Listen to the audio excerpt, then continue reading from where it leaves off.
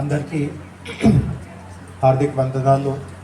ఇక్కడ ఉన్నటువంటి విశేష అతిథులు భగత్ సింగ్ గారికి, రజనీప్రియ గారికి, శ్రీనివాసరావు గారికి, డాక్టర్ విజయ గారికి, అదేవిధంగా ఇక్కడ జ్యూరీ సభ్యులుగా వివిధ సంస్థల నుంచి విచ్చేసిన ఎక్స్పర్ట్స్ అందరికీ, డీట్ నుంచి విచ్చిన శ్రావణి గారికి, రాష్ట్రపతి నిలయం స్టాఫ్ అందరికీ, అండ్ ముఖ్యంగా వేరే వేరే కాలేజెస్ నుంచి ఇక్కడికి విచ్చేసిన విద్యార్థులందరికీ మొట్టమొదటిగా నేను రజనీప్రియ మరియు రాష్ట్రపతి నిలయం స్టాఫ్ అందరికీ అంత పకడ్బందీగా ఇట్లాంటి ఒక మంచి కార్యక్రమం ఏర్పాటు చేసినందుకు నా హార్దిక అభినందన తెలియపరుస్తున్నాను.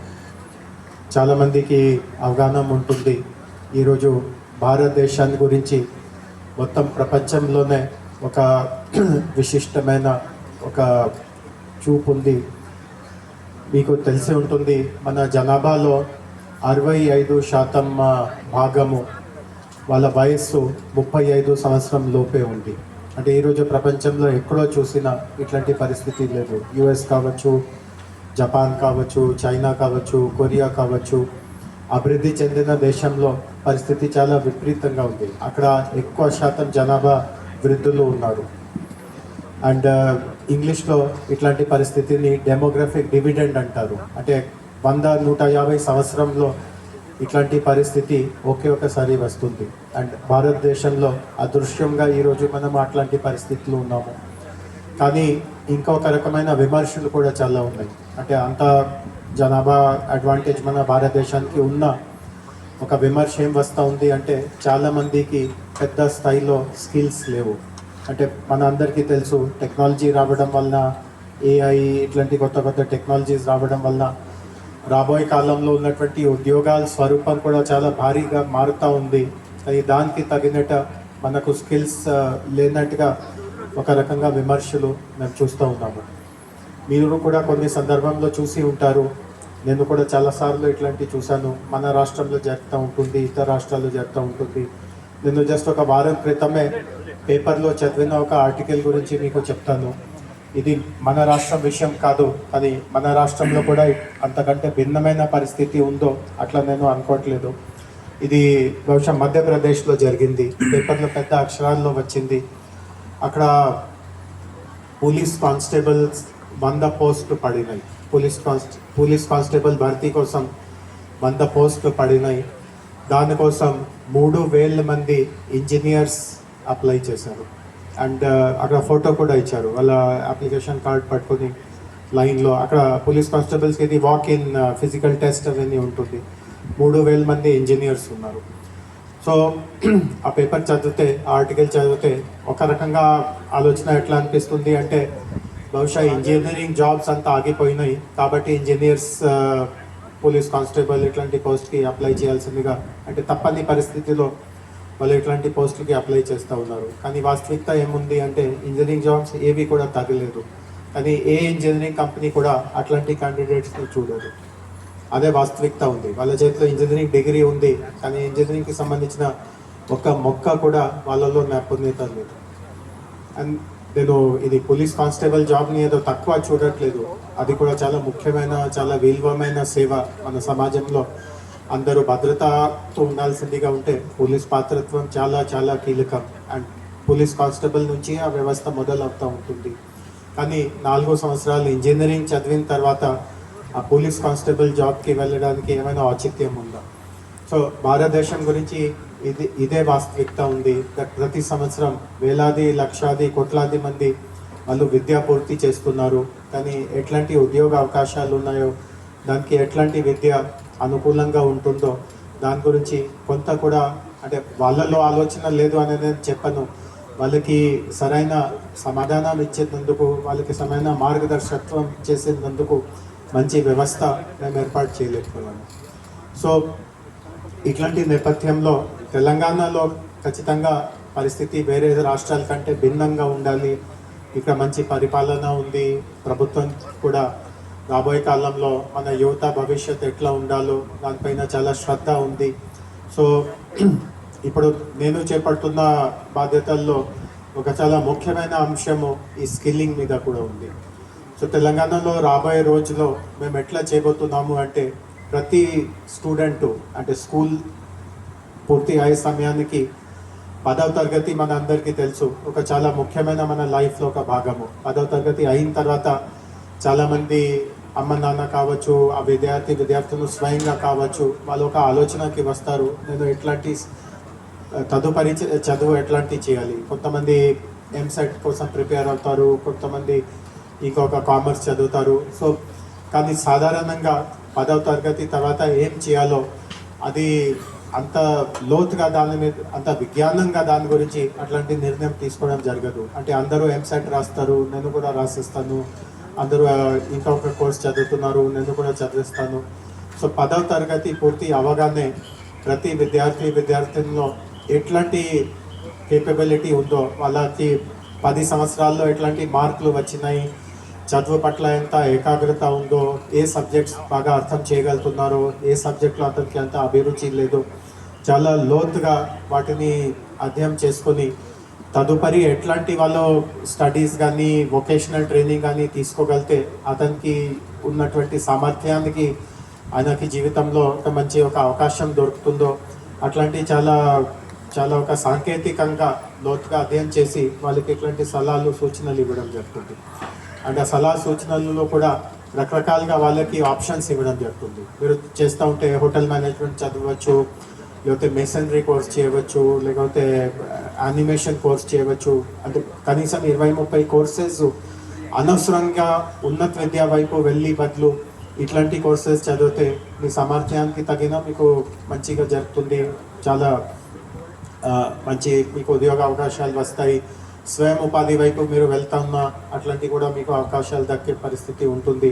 అట్లాంటి గైడెన్స్ తీసుకుందాం.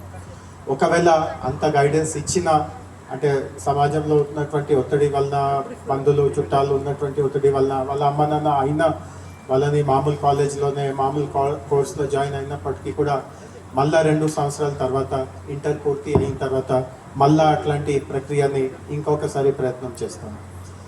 10th తర్వాత మీకు ఎట్లా పరిస్థితి ఉండిందో ఒక అంచనా చేసి మీకు చెప్పడం జరిగింది. అయినా మీరు మేము ఇచ్చిన సలహాల కంటే భిన్నంగా మీరు ప్రయత్నం చేశారు. రెండోసారి మీ అనాలిసిస్ చేసి మీ పరిస్థితి ఎట్లా ఉందో, మీరు ఎందులో ఇంకా మంచిగానే పైకి ఎదగలుగుతారు, కానీ కొన్ని కోర్సెస్ మీకు అస్సలు సూట్ అవ్వదు, రెండోసారి కూడా అట్లాంటి అనాలిసిస్ ఇస్తాను. దాని తర్వాత అది కూడా వాళ్ళు అమల్లోకి తీసుకురాలేదు, సమాజంలో ఎట్లా ఉందో అదే తరహాలో నేను కూడా ఇంజనీరింగ్ చదువుతాను, నేను కూడా ఇంకొక ఇంజనీరింగ్ సీట్ని నేను వృధా చేస్తాను, అట్లాంటి వాళ్ళ ఆలోచన ఇట్లాంటివి ఉంటే అది కూడా జరిగిన తర్వాత మూడోసారి కూడా చెప్తాను, సరే మీరు ఇంజనీరింగ్ చదివినా ఇంకో కోర్స్ చదివినా మీకు ఒక కంపెనీ కూడా ఉద్యోగం ఇవ్వదు, మీరు ఇట్లాంటి అదనంగా కోర్సెస్ ఎప్పుడైనా చేసి కనీసం ఇప్పటి నుంచి అయినా ఎట్లాంటి జాబ్స్ కొత్తగా వస్తున్నాయో, దానికి కావాల్సిన స్కిల్స్ ఏమున్నాయో, అండ్ ఏది స్కిల్ కోర్సెస్ మేము మధ్యలో సిఫారిష్ చేస్తూ ఉంటామో వాటన్నిటిని అమలు చేయడానికి ఒక కామన్ వ్యవస్థ, ఒక ఉమ్మడి వ్యవస్థ కూడా తెలంగాణలో మేము తీసుకువస్తున్నాను. సపోజ్ మీకు హోటల్ మేనేజ్మెంట్ చదవాలి అట్లాంటి ఆసక్తి కలిగింది, ఆ అడ్మిషన్స్ ఎక్కడ, కాలేజ్ ఎక్కడ, అక్కడ ఫీస్ ఎక్కడ, సీట్స్ ఎక్కడ ఇస్తారు, ఎన్ని సంవత్సరాల కోర్సు, ఇవి ఏదైనా కోర్స్ మీరు ఏదైనా స్కిల్ కోర్స్ మీరు ఎన్నుకున్నారో వాటన్నిటికి సంబంధించిన సమాచారం కానీ అడ్మిషన్ చేసే వరకు సహాయ సహకారం కానీ అన్నీ ఒక ఉమ్మడి విధానంగా మీకు అందించడం జరుగుతుంది. సో నాకు పూర్తిగా నమ్మకం ఉంది, ఇది ఒక సంవత్సరం కాలంలో మేము తెలంగాణలో అమలుకి తీసుకురావడానికి మేము ఖచ్చితంగా సత్ఫలితం అవుతాను. అండ్ మొత్తం భారతదేశానికి ఈ విధానం ఒక ఆదర్శంగా నిలుస్తుంది అని నేను ఆశిస్తున్నాను. అండ్ ఇక్కడ ఉన్నటువంటి నిపుణులు కూడా చాలామంది ఎక్స్పర్ట్స్ వచ్చారు, వారు కూడా మన తెలంగాణలో వస్తున్నటువంటి ఇట్లాంటి వినూత్నమైన ఆలోచన, వినూత్నమైన విధానంతో మీరు కూడా భాగస్వామి అవుతారు అని నేను ఆశిస్తూ, అండ్ ఈరోజు నేషనల్ యూత్ స్కిల్స్ డే భాగంగా ముఖ్యంగా డిజిటల్ స్కిల్స్ ఇక్కడ మనం చూస్తున్నాము, ఏఐ డిజిటల్ స్కిల్స్ ఎట్లాంటి వాటి ఈరోజు ఉన్నటువంటి పరిస్థితిలో వాటి విలువ ఎంతవరకు ఉందో దాని మీద కూడా మీరు ఒక ఎక్స్పో ద్వారా మీరు చాలామంది కాలేజెస్ నుంచి మీరు కొంత ప్రాజెక్ట్స్ తయారు చేసి ఇక్కడికి తీసుకువచ్చారు. సో నేను కొంతసేపులో అది చూడడానికి వెళ్తున్నాను. బట్ చివరిలో ఒక విషయం ఏం చెప్తున్నాను అంటే, మీరు ఏ రంగంలో అయినా అడుగు పెట్టాలి అనుకున్నారో, మీరు టెక్నికల్ కోర్సెస్ చదవచ్చు, స్కిల్స్ కోర్సెస్ చదవచ్చు, కామన్ మన జనరల్ డిగ్రీ అయినా చదవచ్చు. బట్ ఏదైనా చదివినా అంటే ఈ రోజున్న కాలంలో టెక్నాలజీ తెలియని వ్యక్తికి ఏమీ భవిష్యత్ లేదు అని నేను చాలా చాలా మనం నిర్భయంగా ఈ వాగ్దానం చేయగలను. అంటే వాళ్ళకి ఏమి భవిష్యత్ లేదు అనే కాదు, వాళ్ళ భవిష్యత్ అంధకారంలో ఉంటుంది. అది కూడా చాలా నేను గట్టిగా నమ్మకంతో చెప్పుకోగలను. కొంతమందికి నేను ఇట్లాంటి చెప్తా ఉంటే బాధ కలగవచ్చు, కానీ వాస్తవికత ఇదే ఉంది. టెక్నాలజీ మీద పట్టు లేని వ్యక్తికి భవిష్యత్ లేదు అనే కాదు, వాళ్ళకి భవిష్యత్ అంధకారంలో ఉంటుంది. సో కొంత అయినా మీ కాలేజ్లో ఏఐ నేర్పిస్తున్నారా, బేసిక్ సైబర్ సెక్యూరిటీ లాంటివి నేర్పిస్తున్నారా, వాళ్ళపైనే ఆధారపడాల్సిందిగా అవసరం లేదు. ఈరోజు ఇంటర్నెట్లో వందలాది కోర్సెస్ ఉన్నాయి. ₹1 కూడా కట్టే అవసరం లేదు, అన్నీ ఫ్రీ ఆఫ్ కాస్ట్ ఉంది. అంటే సొంత శ్రద్ధతో, సొంత ఇంట్రెస్ట్తో. కొంతమందికి ఇంగ్లీష్ మీద అంత పట్టు ఉండకపోవచ్చు, దానివల్ల కొంత మనసులో జంకు ఉంటుంది. నేను ఎట్లా ఇంటర్నెట్ చూసి కోర్సెస్ నేర్చుకోవాలి, నాకు ఇంగ్లీష్ అంత సరిగా రాదు. చాలా మంచి విషయం ఏముంది అంటే, చాలా కోర్సెస్ ఈరోజు తెలుగులో కూడా ఉన్నాయి. మీలో కొంతమంది ఉర్దూ మాట్లాడుతూ ఉంటే ఉర్దూలో కూడా ఇట్లాంటి కోర్సెస్ ఉన్నాయి. సో భాషా పరంగా ఈరోజు ఏమాత్రం కూడా అవరోధం లేదు. మీకు ఏ భాషలో ప్రవీణత ఉందో ఆ భాషలో మీరు కోర్సెస్ నేర్చుకోవచ్చు. అండ్ కోర్సెస్ నేర్చుకోవడం అంటే మీరు ఏదో PhD స్థాయి కోర్స్ నేర్చుకోవాలి అనేది కాదు, చాలా బేసిక్ కోర్సెస్ ఉంటాయి. మీరు కొంత ఆసక్తి చూపిస్తూ బేసిక్ AI ఇట్లాంటివి నేర్చుకుంటూ ఉంటే ఖచ్చితంగా రాను రాను మీకే అందులో మంచి రుచి కలుగుతుంది. ఇంకా నేర్చుకోవాలి అనే ఒక రకంగా ఆలోచన వస్తుంది. అండ్ దానికి ఏమాత్రం కూడా హద్దు ఉండదు. సో మీ మంచి భవిష్యత్ కోసం నేను దేవుడిని ప్రార్థిస్తున్నాను. అండ్ మరి ఒకసారి అంత ఆప్యాయతతో ఈ కార్యక్రమం ఏర్పాటు చేసినందుకు నేను రజనీప్రియ గారికి, మిగతా వారికి నేను నా ధన్యవాదం తెలియపరుస్తున్నాను. నేను ఇంకా ఒక కార్యక్రమానికి కొంచెం అతి అవసరంగా వెళ్ళాల్సిందిగా ఉంటుంది. సో మధ్యలోనే వెళ్ళే పరిస్థితి వల్ల నేను క్షమించవలసిందిగా కోరుతూ నేను ఇంతటితో సెలవు తీసుకుంటున్నాను. Thank you very much.